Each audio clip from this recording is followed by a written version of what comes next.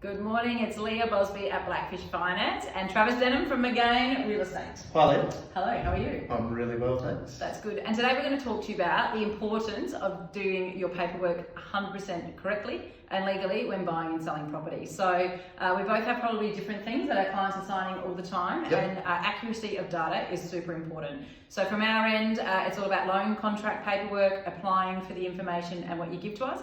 And Trav, you've had a couple of situations where clients maybe haven't filled out their paperwork correctly for you, and it causes a big hurdle. Correct. So big ones like middle names. I mean, look, we're well versed now when we meet with people because we prefer to sign with our clients in person, so we can cover all that off, get copies of their driver's license to confirm we've got it all. And sometimes with new Australians, like where they've had their name changed or whatnot, that kind of stuff. But also with DocuSign nowadays, so the convenient thing to do, and I see a lot of agents doing it, is DocuSign, where they get all the details on the phone and then they just email it off, and the contract can be signed via email. But best practice, which is what we still do, 99 out of 100 times, is get the buyer in. The vendor we generally already know because we've already done all that check stuff when we first got the listing. But and just the rework and the delays can be huge if we don't get that accurate from the beginning. That's right, and that's certainly in the finance world as well. So we need the purchase contracts to match exactly what's going through to the conveyancer.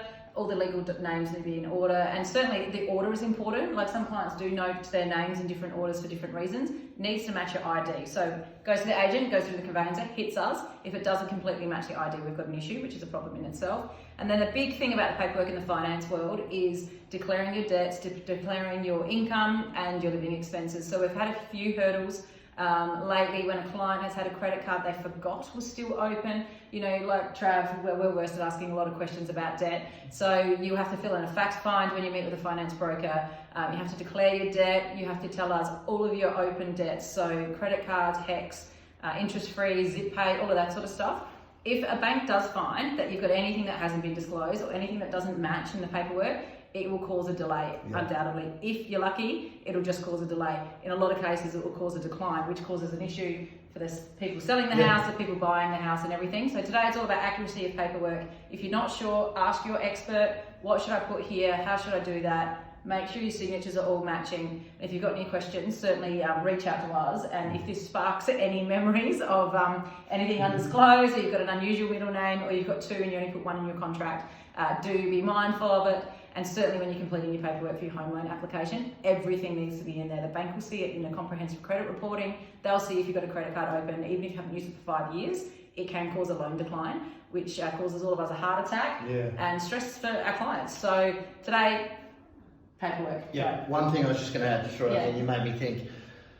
I see a big difference. Like when we speak to a potential buyer who's putting an offer in, when they've been dealing with a really good broker like Leah, you can tell when you're discussing their finance terms compared to when they just go into their bank. And I'm not slagging off banks here. They serve a purpose, but when people say, it's all sorted, like I drill down and I'll say, okay, are you purchasing in both names? What's the situation? Have you got, what's the situation with your finance? And they'll come back, and when they say, oh no, we're under LMI, we're borrowing this, I know they've spoken with somebody who knows their stuff.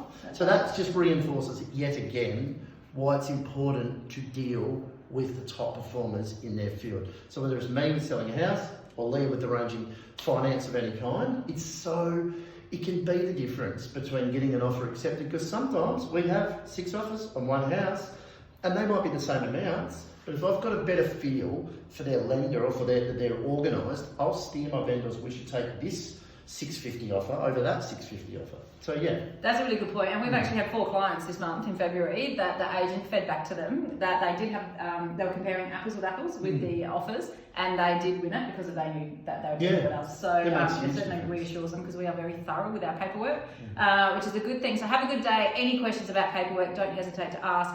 Thinking about buying or selling a property, get in touch with us early so we can get you organised with your paperwork. So have a great day, and we'll give you an update next week. See ya.